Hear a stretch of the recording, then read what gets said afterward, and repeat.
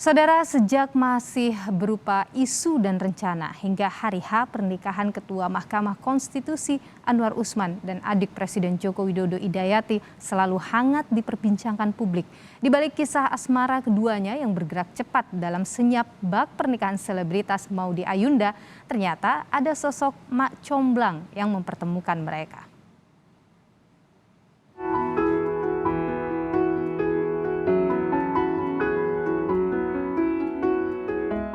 Tak ada ritual pingitan yang dijalani Anwar Usman dan Idayati seperti pasangan calon pengantin Jawa pada umumnya. Dengan jadwal yang padat, Ketua Mahkamah Konstitusi dan adik Presiden Joko Widodo ini justru seharian menghabiskan waktu bersama menjelang pernikahan mereka. Rabu pagi keduanya menggelar acara pengajian bersama-sama di rumah almarhumah Ibunda Jokowi dan Idayati Sujiatminoto Miharjo di Solo, Jawa Tengah. Rabu sore, Anwar dan Idayati juga hadir langsung dalam acara gladi bersih prosesi pernikahan keduanya. Siapapun yang hadir di Geraha Sababwana sore itu pasti bisa melihat binar mata penuh cinta dan bahagia yang terpancar dari raut wajah mereka. Bak asam di gunung dan garam di laut yang bertemu di Belanga, Anwar yang besar di Bima, Nusa Tenggara Barat Maret 2022 lalu meminang Idayati yang asli Solo, Jawa Tengah. Sejak itu pula, kabar rencana pernikahan sejoli berstatus janda dan duda ini menghebohkan publik. Terlebih, jabatan Anwar Usman sebagai Ketua Mahkamah Konstitusi dan Idayati yang juga adik Presiden Joko Widodo menuai banyak tudingan soal potensi konflik kepentingan, bahkan aroma politik dalam pernikahan ini. Namun Anwar Usman selalu menepisnya.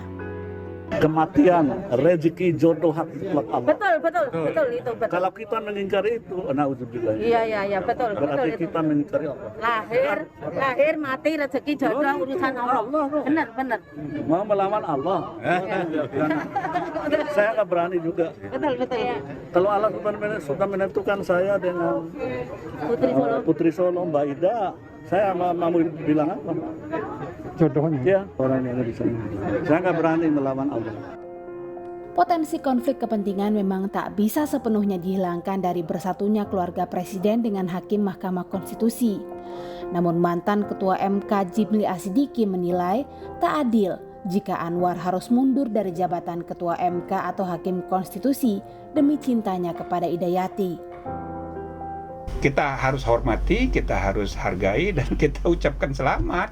Tidak ada kode etik yang dilanggar, tidak ada hukum yang dilanggar. Cuma yang dipersoalkan banyak orang, nanti bagaimana kalau menangani perkara? Nah, ini ada nggak potensi benturan kepentingan? Tidak sependapat, kalau ini terus digoreng-goreng, malah ada yang mengusulkan supaya dia harus mundur dari jabatan ketua. Atau dia mundur dari hakim MK. Ya nggak bisa begitu. Itu berlebihan, itu kan tidak adil, tidak fair juga. Di balik segala kontroversinya, pihak keluarga tetap mendukung keputusan Anwar untuk mempersunting Idayati. Meski kisah asmara mereka bergerak begitu cepat dalam senyap menuju jenjang pernikahan, ternyata ada sosok mak comblang penting yang mempertemukan keduanya pada Oktober 2021 lalu. Sama ibu itu dikenalin sama temannya Bapak dulu itu ketemu beberapa kali, ngobrol, cocok, terus kemudian ya dilanjutkan ke jenjang yang besar. Lama nggak berkenalan?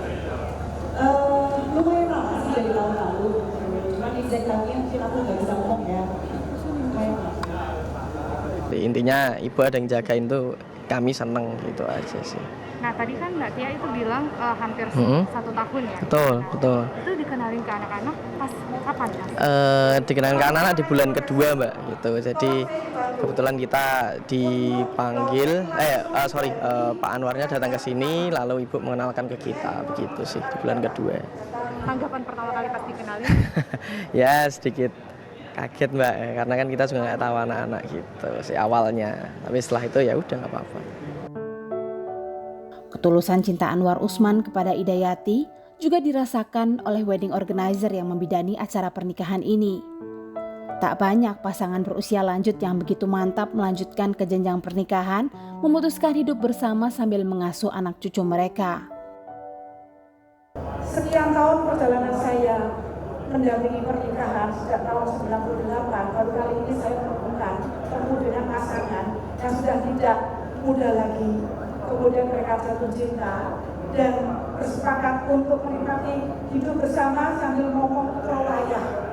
Ini amazing. Kemudian dari pernyataan Pak Anwar setiap ketemu dengan saya, Budani 10 tahun, 30 tahun, bahkan 100 tahun ke depan belum tentu Mbak Dani bisa ketemu dengan pasangan fenomenal seperti ini.